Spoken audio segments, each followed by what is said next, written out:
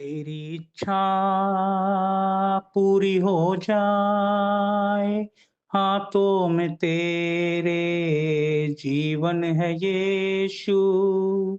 मैं मिट्टी हूँ, तू है कुमार, मुझको उठा, मुझको बना, अपनी मर्जी से चलता रहा,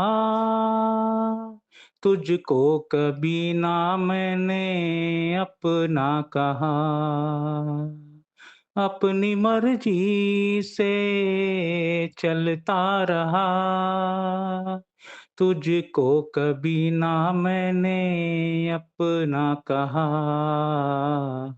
तेरी इच्छा पूरी हो जाए, हाथों में तेरे जीवन है यीशु। मैं मिट्टी हूँ, तू है कुमार, मुझको उठा,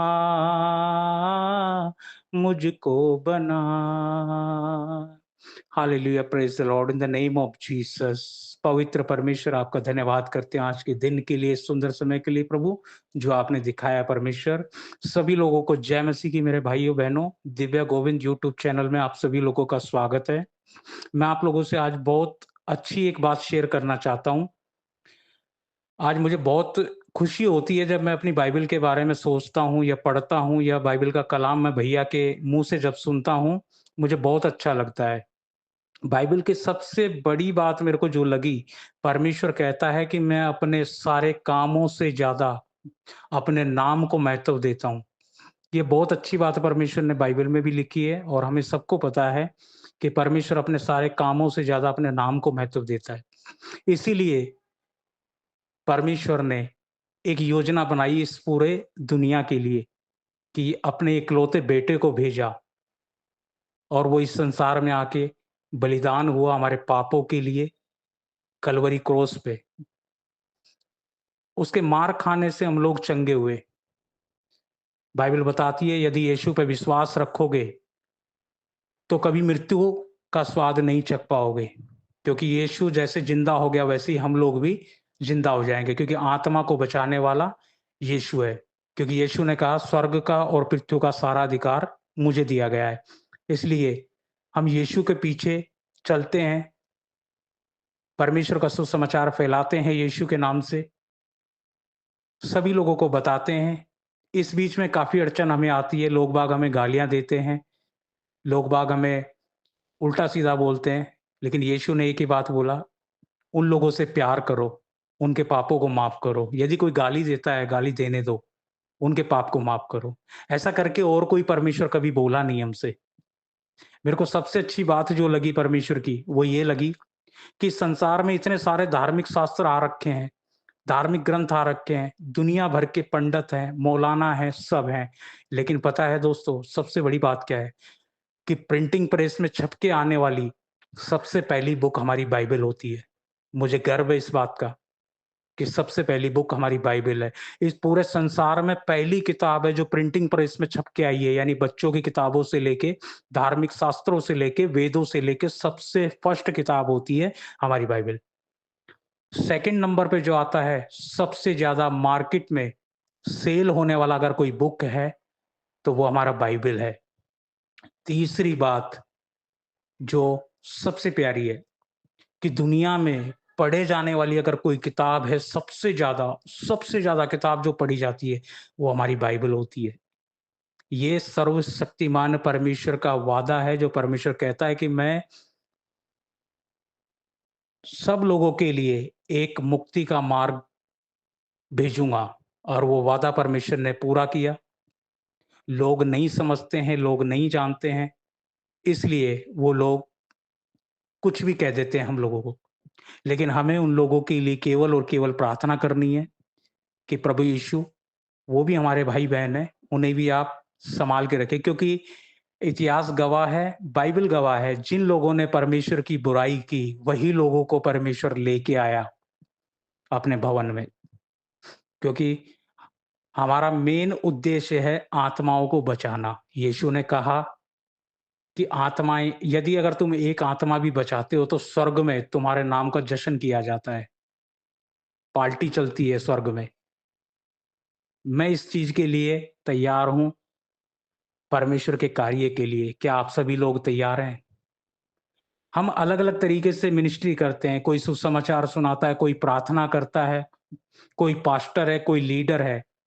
काम सभी का एक ही है, सुसमाचार सुनाने का।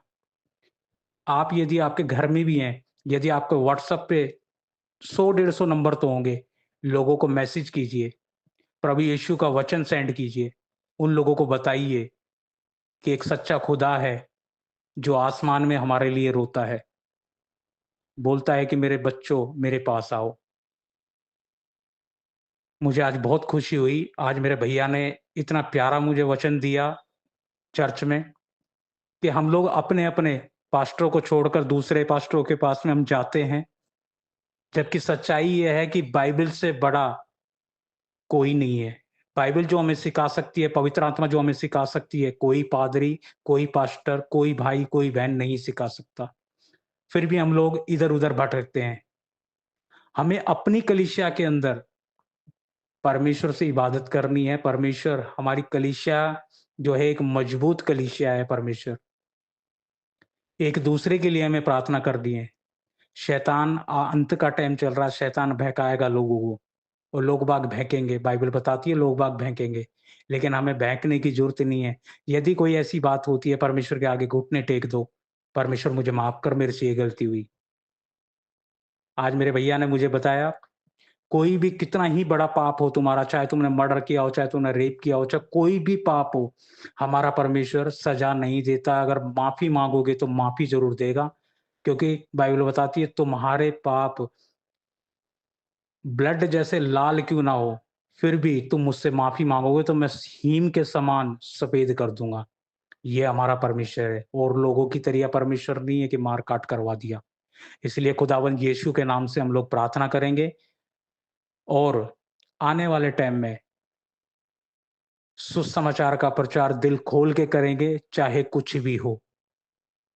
मैं आप सभी लोगों से प्रार्थना करूँगा कि आप सभी लोग मेरे परिवार के लिए, मेरे लिए प्रार्थना करें प्रभु यीशु के नाम से परमेश्वर से, ताकि वो सुने और हमारी मिनिस्ट्री को, हमारे यूट्यूब चैनल को आगे तक लेके जाए।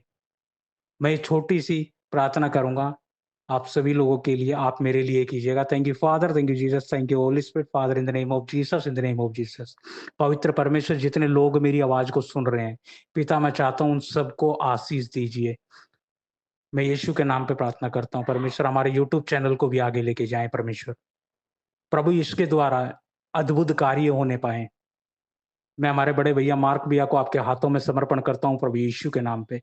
परमेश्वर उनको बुद्धि और दीजिए परमेश्वर, ज्ञान से परिपूर्ण कीजिए परमेश्वर, ताकि वो और हमें अच्छी-अच्छी बातें बता सके परमेश्वर। क्योंकि संसार में कुछ ही दिन बाकी है परमेश्वर आपके आने के। पिता आप कब आ जाओ कोई पता नहीं। मैं छोटी सी प्रार्थना उद्धारकर्ता यीशु के नाम पे करता हूँ। आमीन। सभी लोगों को जय मसीह की। God bless you.